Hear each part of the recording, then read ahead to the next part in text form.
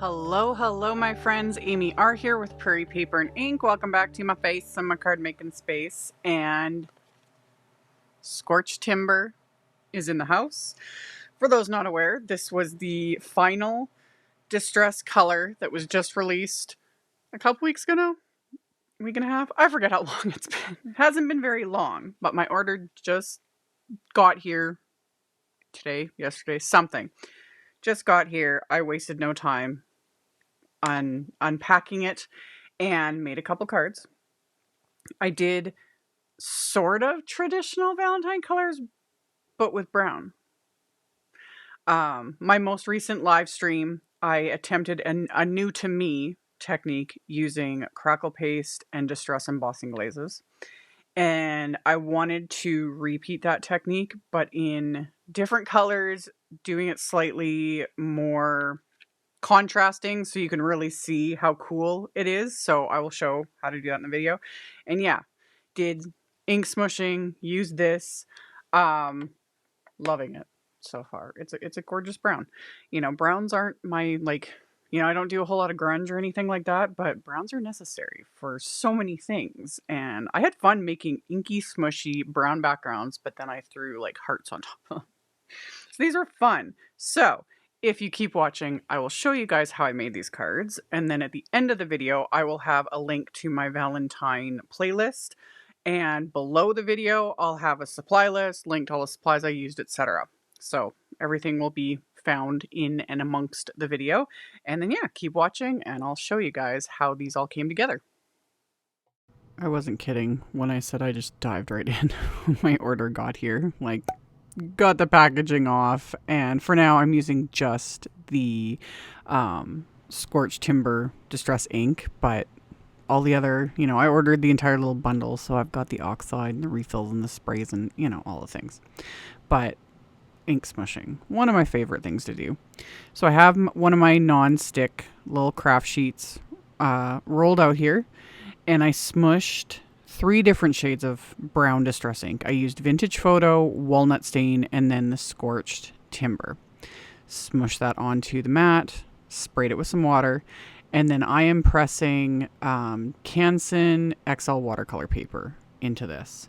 Ranger Distress watercolor paper works perfectly for this, as does like heavy stock. Pretty much anything that is able to hold up to a good amount of moisture, water. You technically can do ink smushing right onto, you know, regular cardstock. You will have not as great results, but it's doable. It is 100% doable.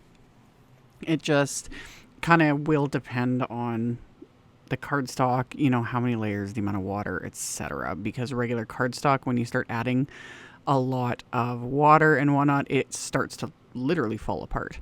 But yeah, good old Canson XL watercolor paper. So as I tend to do, I like to do multiple layers. Really, just that texture, I love it. Make a big old inky mess and dry between the layers, because wet on dry layers, wet on wet blends. So if you want that textury look, you do need to dry between the layers. That's where my little Ranger Heat It tool comes in handy. You can use your embossing tool if that's all you have. Just keep it moving. You know, I've explained this in many videos, and I'll link to that live stream I did where I did I did ink smushing as well, but then also with the crackle paste and everything, and go into a lot more depth and explanation in there. So I just kept layering away. I really wanted this to get fairly dark. I wanted to remove any sort of white space for the most part.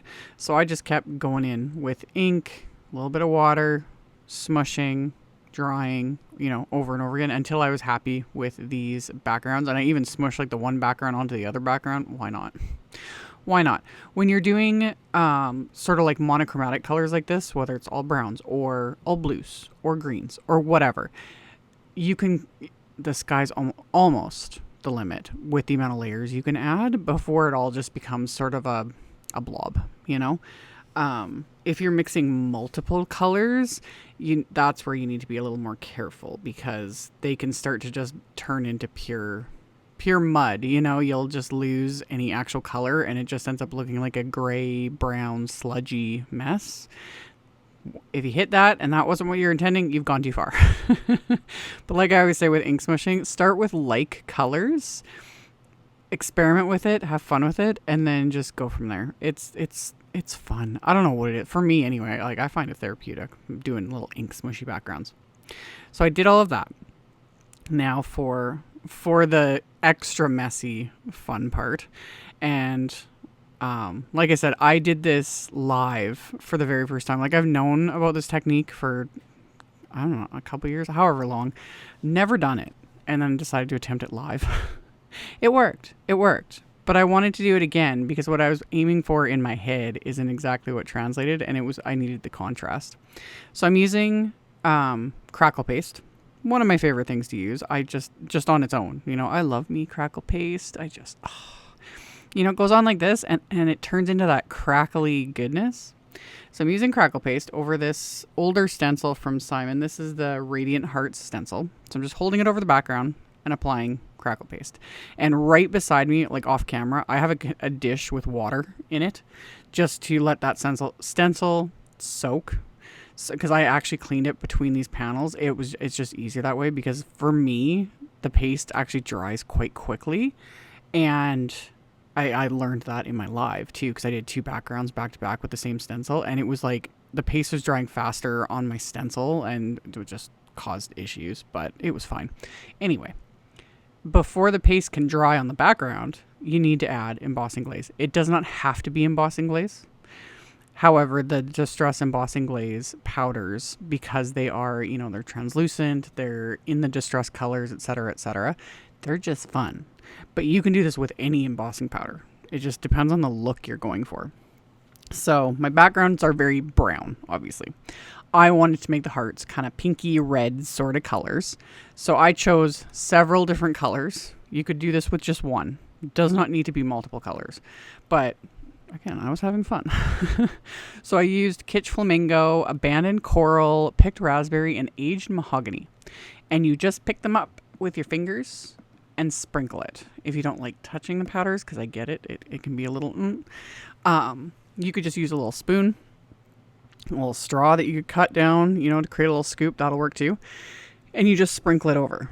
And you tap off the excess, and then you set it aside to dry. So the paste, needs to be wet to be able to hold on to the powders, but then you need to allow the paste to fully air dry before you melt the powders. Because if I was to do this, apply the powders and then immediately go in with my heat tool, the paste will start bubbling because it's not meant for the high heat needed to melt the embossing powders.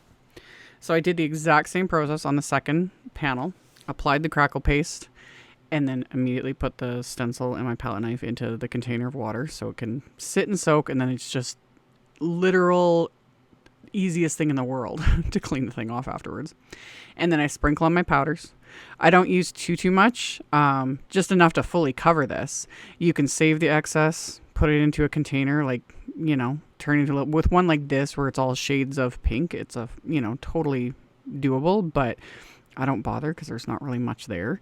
And yeah, I have tons of embossing powder. So anyway, I let this completely dry. So you can see that the paste is all crackled and fabulous and dry. The embossing powders, though, you need to melt them. Even though the paste is sort of holding onto it, it's not a glue. It's not gripping those powders enough. So the powder will come off more and more if you don't melt it. Just FYI. So the paste was fully dry. I actually let it sit and dry overnight. It doesn't need that long, at least not crackle paste, and definitely not in my frozen climate. But came back to it the next day. It was fully dry, and then I melted it with my heat tool. And yeah, I don't know. It's just another one of those things. I love crackle paste because I love the effect it creates. And then putting the embossing glaze on top of it, again, it just creates this shiny, colorful, crackly thing. The texture is just fun. I'm definitely going to be playing with this a lot more. It's just a neat look. And like I said, you don't need to do multiple colors, etc. I like mucking around. So after it's all melted, these backgrounds are good to go. Make them whatever you want to do with them. So I trimmed mine down. They originally were bigger than A2 sizes. I think these were like 6 by 4.5 or something like that. So I ended up trimming these down to slightly smaller than an A2 card base. So I ended up trimming mine to about 4 inches by 5.25. I just used my little guillotine trimmer to trim these down.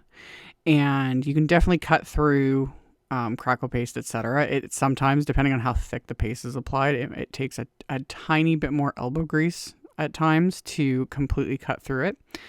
But trim down both of these panels, and then I pulled out another kind of oldie but goodie. This is a simple Valentine's Day wafer die set from Simon. This came out, I think, a couple years ago, something like that. Anyway, I die cut the words from scraps of pink cardstock, and then I'm stacking them together, as is tradition, to give them some depth and dimension. So I adhered 3 layers together just using craft tacky glue. And at first I was just going to use just the words because there is the word, wafer die for this set. There is also an outline. I wasn't going to use the outline, but then I changed my mind a little bit later. So I die cut them, stacked them together, and then I took that Scorched Timber Distress ink and just a little blending brush and just blended that onto the die cut. More so just to give, to use this brown a little bit more, but also it just gives, a neat sort of look to the actual sentiment. So blended that on just from the bottom, and then holding the die cuts in place. And I like doing stuff like that after I've adhered everything together because it gives it just more strength to the die cut. So there's less chance of things, twisting and bending and all that kind of stuff. So blended that onto there with the little blending brush and that Scorched Timber, and then decided to sew a little kind of border around these backgrounds. And like I always say, my sewing machine is strictly for card making type projects. I don't sew on fabric. That's not my forte. I wish I could. I wish I was good at it or even knew. I haven't sewn on fabric in more years than I can count. And I'm fine with that, I just use my little sewing machine to sew on cardstock. And I don't use any special needles. I don't use any special thread. I just stick the cardstock on there and sew. And sewed right through the crackle paste too. FYI, even more so than cardstock, sewing through things with paste on them.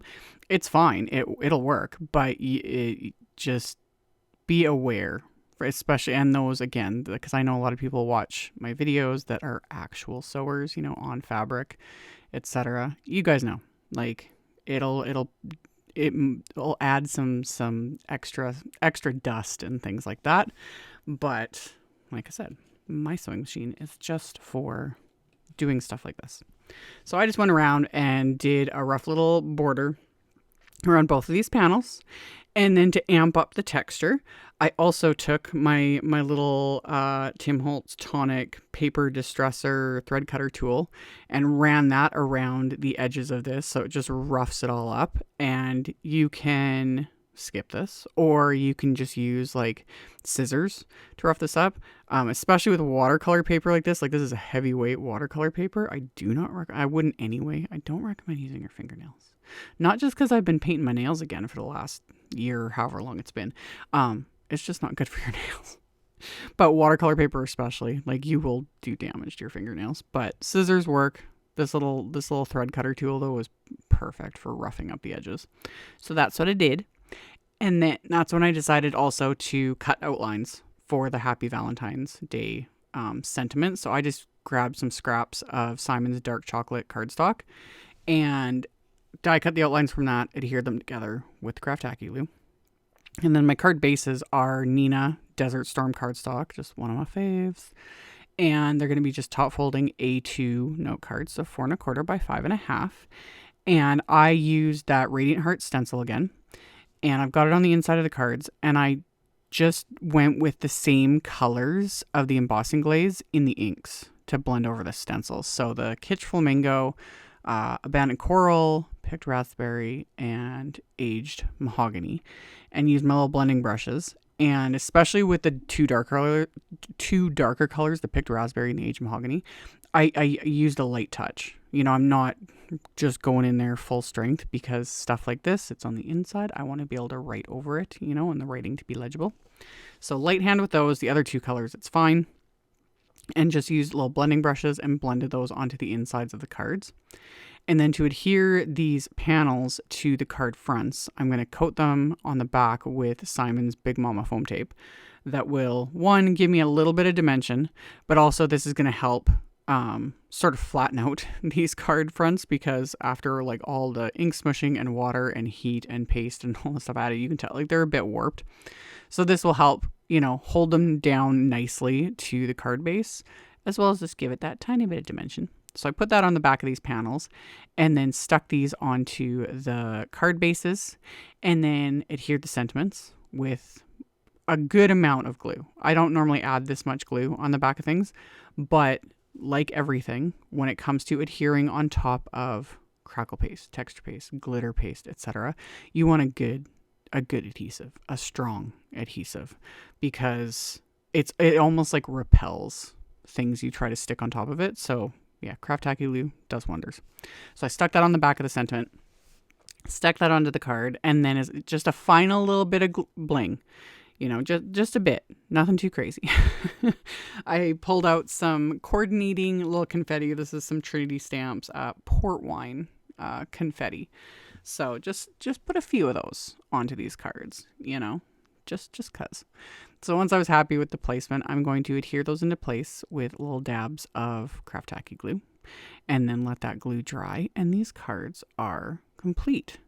So yeah, very pink and brown, which is a combo I don't do very often. I got tired of this combo like so many years ago when I first started card making, because everything was pink and brown.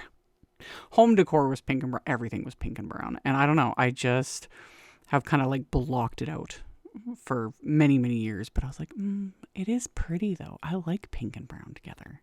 So anyway, hope you guys enjoyed. I had fun making them. It was just fun. So like I mentioned, I will have a link to the playlist at the end of this video, and then in the description box below, I'll have a link to the blog post, the supply list with links to all the supplies I use, so you can just check that out below if you're interested.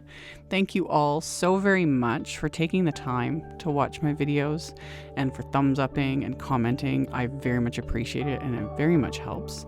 Subscribe if you haven't. I'd love to have you, and I'll see you all very soon in the next one. Bye.